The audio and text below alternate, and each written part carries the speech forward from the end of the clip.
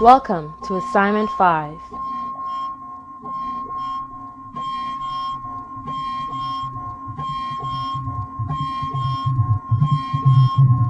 Communication climate, the key to positive relationship.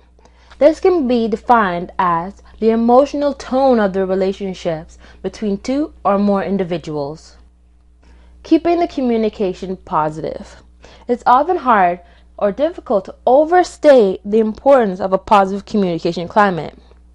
Satisfied couples usually carry a ratio of 5 to 1 positive to negative statements, whereas with dissatisfied couples, the ratio is 1 to 1 squared.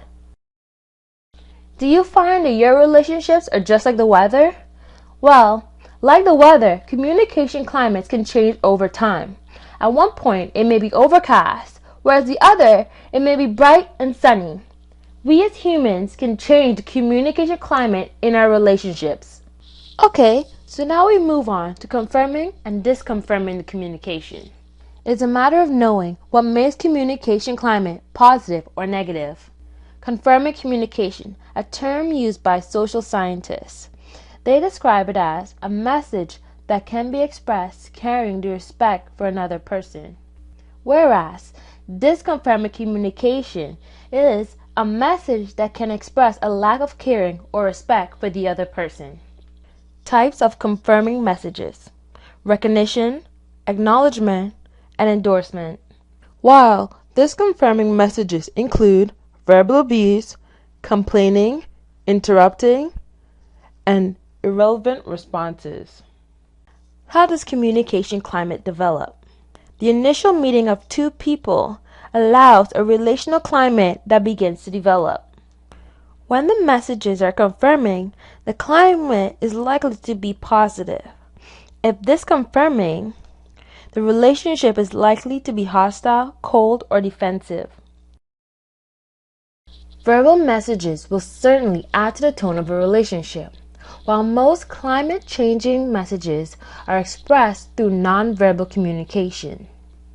Nonverbal examples such as smiling, frowns, presence or absence of eye contact, even the tone of voice.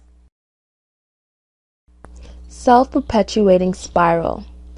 It is defined as a reciprocal communication pattern in which each person's message reinforces the other. All right, we're doing it, babe. We're actually moving in together. Yeah, you're always at my place anyway, so it makes sense, right? Yeah, totally. We're like mature adults now who... Oh! Meatballs for 99 cents! Oh my god! Oh, 99 cents? Babe, can I borrow some money? The escalatory conflict spirals. This can be defined as a communication spiral in which one attack leads to another until the initial skirmish escalates into a full-fledged battle. It's like having a child. It's like I'm babysitting.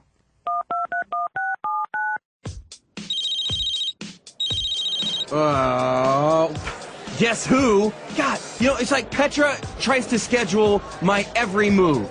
Like, Tim, what did you do last night? I smoked pot and watched TV.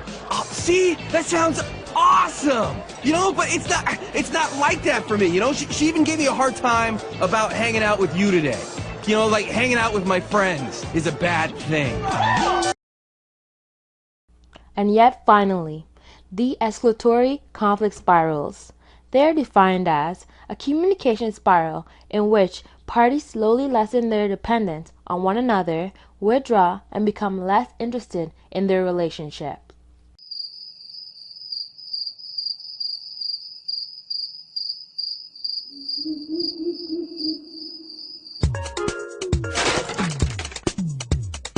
Communication climate, the key to positive relationships.